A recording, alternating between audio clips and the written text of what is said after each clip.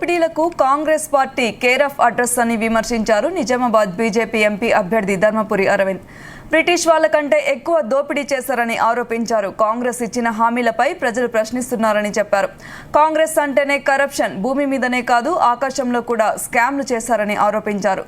మోదీది అవినీతి రహిత పాలన, మోదీ పాలనపై అవినీతి ఆరోపణలు చేయడం అర్ధరహితమన్నారు. దేశంలో నరేంద్ర మోదీ చేసిన అభివృద్ధి బీజేపీని గెలిపిస్తుందన్నారు. బోర్డు కాంగ్రెస్ వాళ్ళు పెడతామన్నారంట.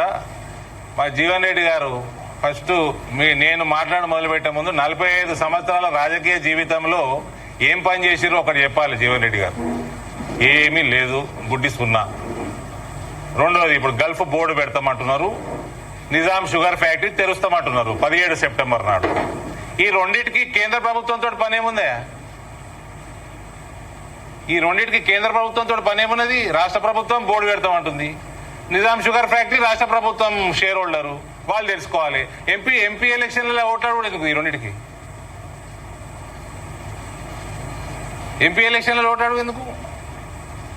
అంటే ఎంత మభ్యపెట్టిస్తారంటే అలా ఎడారులు ఉన్నారయ్యా. భార్య పిల్లలు తల్లిదండ్రులను వదిలేసి పుట్టగుట్టు కోసం ఎడారులు ఉన్నారయ్యా. వాళ్ళతోటి కూడా మీ పనికిమాల దిక్కుమాల రాజకీయాల. ఏం జీవన్ రెడ్డి గారు 45 సంవత్సరాల నుంచి రాజకీయాలలో ఉన్నారు. ఎన్నడూ గల్ఫ్ వాళ్ళు యాదగిరి రాలే మీకు?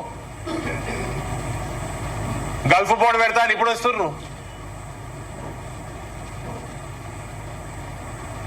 ఇండియన్ పీపుల్ ఫోరంలా జితేంద్ర గారు చెప్పినట్టు 24 మంది డాక్టర్లు 24 గంటలు ఏం ప్రాబ్లం వచ్చినా సేవ చేయడానికి సిద్ధంగా ఉంటారు. ఏ క్యాంపులో ఏం ప్రాబ్లం వచ్చినా సేవ చేయడానికి సిద్ధంగా ఉంటారు. ఇండియన్ పీపుల్ ఫోరం అంటే మన అనుబంధ సంస్థ, బీజేపీ అనుబంధ సంస్థ. 11 మంది లాయర్లు ఫ్రీగా ఎటువంటి లీగల్ ఇష్యూస్ వచ్చినా ఐపీఎఫ్ దృష్టికి వస్తే టేకప్ చేయడానికి సిద్ధంగా ఉంటారు. కోవిడ్ సమయంలో భారతదేశానికి సపోర్ట్గా ఇండియన్ పీపుల్ ఫోరం 8 ఫ్లైట్లు నడిపింది. నిన్నగాక మొన్న వచ్చిన వరదలలో ఇంటింటికి రేషన్ పంపింది. ఎప్పుడు కూడా సంవత్సరం పొడవుగా 365 రోజులు ఎవరికి, ఎందుకంటే చాలా గరీబులు వస్తారు ఆడికి, అక్కడ పని చేసుకొని